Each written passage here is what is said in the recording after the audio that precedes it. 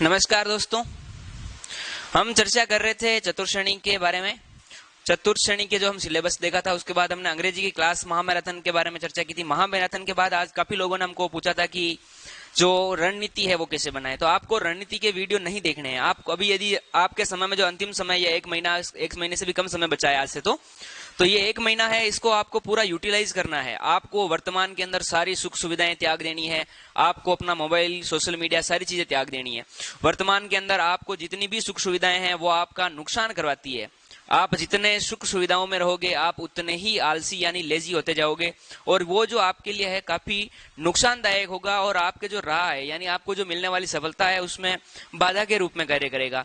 आप इस सफलता के बारे में ऐसे सोचिए कि ऐसे व्यक्ति आपने काफी लोग देखे होंगे, जिन्होंने आपने काफी सुना भी होगा, आपने काफी इंटरव्यू देखे होंगे जिनमें कहा है कि उनके पास इसके लाइब्रेरी के पैसे किसी और ने दिए थे, रूम रेंट के पैसे कोई और देता था। तो ऐसे व्यक्ति ना जो संघर्षों से निकल कर आते हैं, उनकी जो सफलता का स्वाद होता है, उनको बड़ा मजा आता है सफलता प्राप्त होने में। तो इसका मतलब ये है कि आपके जो सुविधाएं हैं, मतलब आप वास्तविकता में अपना इस ऐसी बात नहीं कर रहा हूं कि आपके पास सुविधाएं होते हुए आपको उसका उपयोग नहीं करो, लेकिन यह है कि आप सुविधाओं के उपयोग के साथ या यदि आपके पास सुविधाएं नहीं है तो भी आप अपनी तैयारी का लेवल ऐसा रखें, आप अपनी तैयारी का जो स्तर है वो ऐसा रखें कि आपको कभी भी घबराने की आवश्यकता नहीं पड़े, आपको कभी डिमोटिवेट होने की आवश्यकता नहीं पड़े। आपको हमेशा मन के अंदर ये पॉजिटिव भावनाएं रहें कि मैं कर दिखाऊंगा।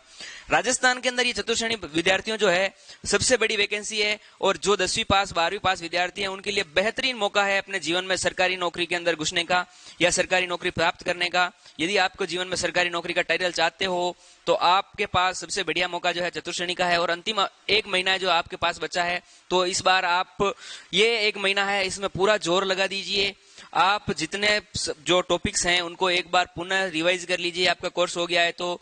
और जो महत्वपूर्ण चीजें जो आपको अभी वर्तमान में पैटर्न आरएसएमएसबी का क्या चल रहा है, उस हिसाब से आप एक बार पैटर्न देख के अपनी तैयारी को वापस रिवाइज धार लगा लीजिए, है ना। आपकी अपनी सुविधाओं को थोड़े दिनों के लिए छोड़ दीजिए।